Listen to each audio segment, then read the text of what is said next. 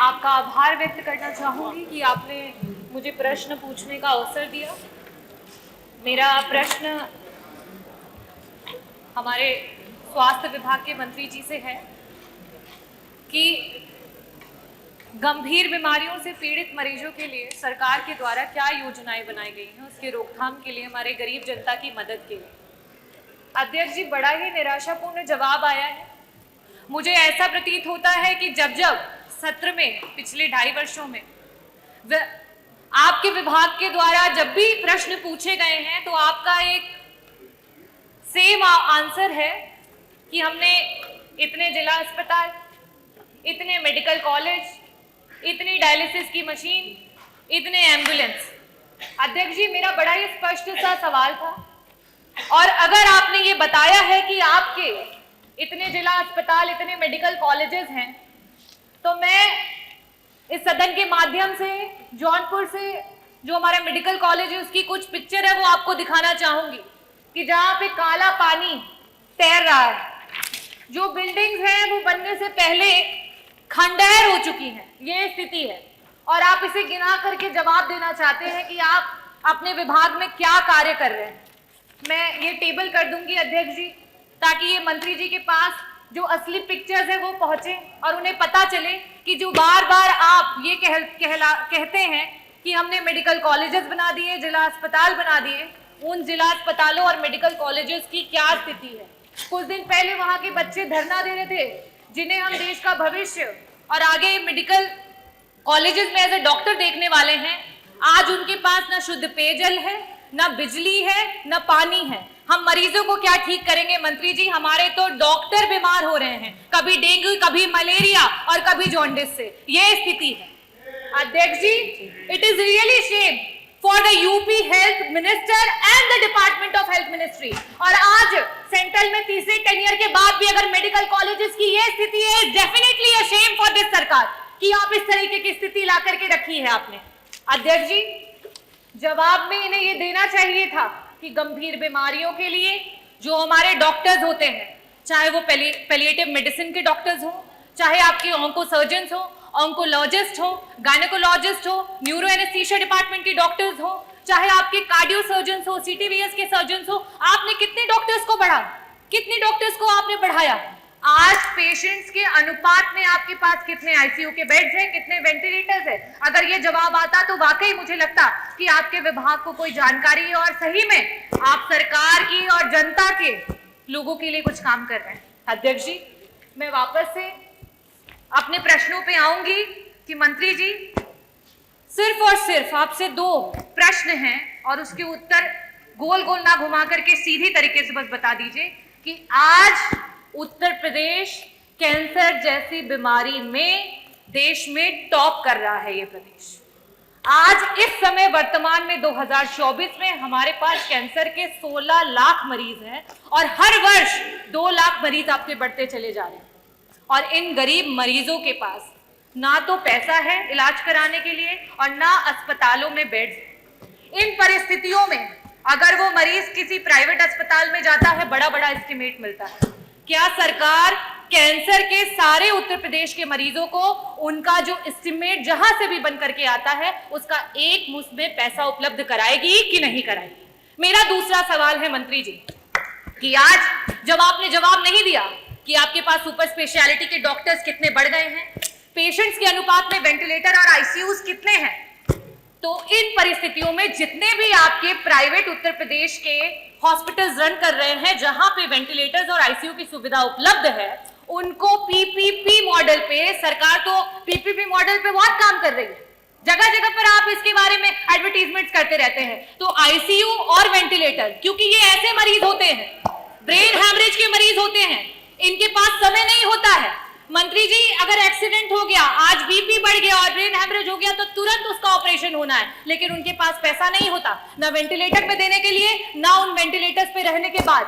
तो मैं आपसे अनुरोध करना चाहूंगी कि पीपीपी मॉडल पे जितने भी हमारे प्राइवेट हॉस्पिटल्स हैं उनको ऐड करते हुए हमारे मरीजों को मुफ्त में इलाज और समय पर इलाज दिलाने के लिए क्या सरकार काम करेगी? बहुत बहुत धन्यवाद। माननीय मुख्यमंत्री जी, आपका जो सवाल था कि उत्तर प्रदेश सरकार गंभीर बीमारियों से पीड़ित मरीजों की मृत्यु दर को घटाने के लिए क्या काम कर रही है। हमने इस संबंध में स्पष्ट जवाब दिया है कि उत्तर प्रदेश सरकार ने अपने डिस्ट्रिक्ट हॉस्पिटल्स के माध्यम से, टर्शरी केयर के हॉस्पिटल्स के माध्यम से लगातार उच्च कोटि की चिकित्सा व्यवस्था देने का काम किया है। जहां तक गंभीर मरीजों के धनाभाव का सवाल है, इसके लिए माननीय प्रधानमंत्री जी की दुनिया की सबसे बड़ी योजना आयुष्मान भारत उत्तर प्रदेश में लागू है। और मैं सदन को बताना चाहता हूं कि पूरे भारतवर्ष में उत्तर प्रदेश नंबर 1 पर है आयुष्मान भारत कार्ड बनाने में। और हमने सरकारी अस्पतालों के साथ साथ प्राइवेट अस्पतालों को भी उसमें चिन्हित किया है, रजिस्ट्रेट किया है, वहां भी हम निःशुल्क इलाज दे रहे हैं। सबसे बड़ी बात यह है एम्बुलेंसेज के बारे में, हमारी 102 एम्बुलेंसेज और 108 एम्बुलेंस लगातार काम कर रही है। 2200 एम्बुलेंस हमारे पास 108 की है, 2270 एम्बुलेंस हमारे पास 102 की है। और इनको हम लगातार मरीज को अस्पतालों तक पहुंचाने का काम कर रहे हैं। डायलिसिस की चिंता हम आप माननीय सदस्य ने की। डायलिसिस के बारे में उत्तर प्रदेश में इससे पहले जिला स्तर पर डायलिसिस नहीं होते। बड़े शहरों में कानपुर, लखनऊ, मेरठ, बनारस जैसे बड़े शहरों में होते थे। डायलिसिस की सुविधा देने वाला राज्य 74 जनपदों में आप हर जिला मुख्यालय पर डिस्ट्रिक्ट हॉस्पिटल में 10 बेड उपलब्ध है, जिससे डायलिसिस की सुविधा हम दे पा रहे हैं। 71 हमारे जिला चिकित्सालय है जहां हम सिटी स्कैन की सुविधा पहली बार दे पा रहे हैं। पहले डिस्ट्रिक्ट हॉस्पिटल्स में सिटी स्कैन की सुविधा नहीं होती। इसके अलावा टीबी रोगियों के बारे में आपने चिंता ही नहीं की। टीबी रोगियों के बारे में पहली बार उत्तर प्रदेश सरकार ने टीबी रोगियों को इतनी बड़ी संख्या में चिन्हित किया है। और चिन्हित करने के साथ साथ टीबी से मुक्ति दिलाने के लिए हम उनको गोद भी ले रहे हैं।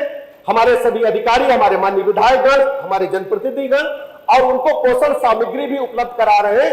टीबी की रोगियों की संख्या में हम तेजी के साथ कम करने के तरफ तेजी के साथ आगे काम कर रहे हैं। इसके अलावा सभी जिला चिकित्सालयों में हमने क्रिटिकल केयर यूनिट बनाए हैं जो आज तक नहीं थे, जो 50 और 100 बेड के हैं, जहां पर हम सभी टर्शरी केयर की सुविधाएं उपलब्ध कराने जा रहे हैं। जहां तक स्पेसिफिक सवाल कैंसर से पीड़ित मरीजों के लिए है, हम आपको बताना चाहते हैं आयुष्मान भारत कार्ड के साथ साथ माननीय प्रधानमंत्री जी की जो अपना निधि है और मुख्यमंत्री जी की जो व्यक्तिगत मुख्यमंत्री जी जारी करते हैं गंभीर मरीजों के लिए, ऐतिहासिक देख से पहली बार दोनों जगह मैं कह सकता हूं कि माननीय सदस्य बैठे विपक्ष के भी, अगर सही बोलेंगे तो पहली बार मुख्यमंत्री सहायता कोष से पहली बार इतनी बड़ी संख्या में जो भी मरीज मांगता है, इसमें कोई हस्तक्षेप नहीं है, कोई भी इसमें विभाजन नहीं है। जो भी मरीज मांगता है उसको आवश्यकता अनुसार धनराशि उपलब्ध कराई जाती है। उसमें जाति, धर्म, संप्रदाय, दल को हम लोगों ने नहीं देखा है। आप लिस्ट उठा करके देखेंगे, बड़ी संख्या में मुख्यमंत्री सहायता कोष से हमने सहायता गंभीर रोगों से पीड़ित मरीजों को प्रदान की है जिन्होंने डिमांड किया है। और यह भी मैं बताना चाहता हूं, जहां तक एक सवाल प्रश्न में विस्तार से आपने बोला जौनपुर के मेडिकल कॉलेज के बारे में, वैसे तो माननीय अध्यक्ष जी हम किसी को नंगा नहीं करना चाहते, किसी को आईना दिखाना नहीं चाहते, लेकिन चूंकि माननीय सदस्य ने सवाल उठाया तो मैं स्पष्ट कर दूं, जौनपुर का मेडिकल कॉलेज समाजवादी पार्टी की सरकार में बनना शुरू हुआ। आप सुन लीजिए पूरी बात। अरे सुनिए अध्यक्ष उत्तर सुनिए, जौनपुर का मेडिकल कॉलेज सुनिए। अरे बैठो ना तुम, अरे सुनो भैया, अरे बैठो प्लीज, मैं आप ही की बात कर रहा हूँ। आपकी मीटिंग में बनना शुरू हुआ। रुकिए, अभी रुकिए ना, फीस नहीं। अरे उत्तर आ जाने दीजिए भैया, पानी दो। मैं ऊंचा बोल रहा हूं, मुझे रोक रहे हैं कि ऊंचा मत बोलो। आप भी मेरा सहयोग करो। चलो देख लूंगा वो अनुचित होगा तो अच्छा, मैंने तो निकाल दिया जाए, वो निकाल, उसको निकाल देंगे। अध्यक्ष जी, जौनपुर का मेडिकल कॉलेज भाई साहब लोगों की सरकार में बनना शुरू हुआ और उसमें टेंडर मिला टाटा कंपनी को। टाटा कंपनी के अधिकारियों को जबरदस्ती बलात् एक व्यक्ति को इन्होंने काम दिला दिया और वो भगोड़ा साबित हुआ, भाग गया और काम की गुणवत्ता को पैसे लूट करके खा गया। उसकी जांच चल रही है। यही लोग बनाने वाले, जब आप एक उंगली उठाते तो 3 उंगली उंगली तुम्हारी तरफ उठती है। भ्रष्टाचार की जननी रही है। पहली बार भारतीय जनता पार्टी की सरकार में स्वास्थ्य सेवाएं उच्च कोटि की हम लोग प्रदान कर रहे हैं। समाजवादी पार्टी की सरकार में क्या होता था? अध्यक्ष जी, पहली बार मैं बता दूं, पहली बार, चूंकि माननीय सदस्य स्वयं चिकित्सक है, माननीय सदस्य स्वयं चिकित्सक है।